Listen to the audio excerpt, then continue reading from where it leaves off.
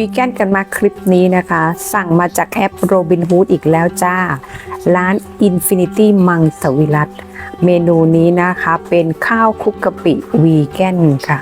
โอ้ยดูหน้าตาน้ำราดสิคะวิหน้าตาดีนะวิเอาจัดเลยอย่ารอช้าขออนุญาตทานในกล่องนะคะรอบนี้เพราะว่าขี้เกียจใส่จานจะได้ไม่ต้องล้างจานค่ะ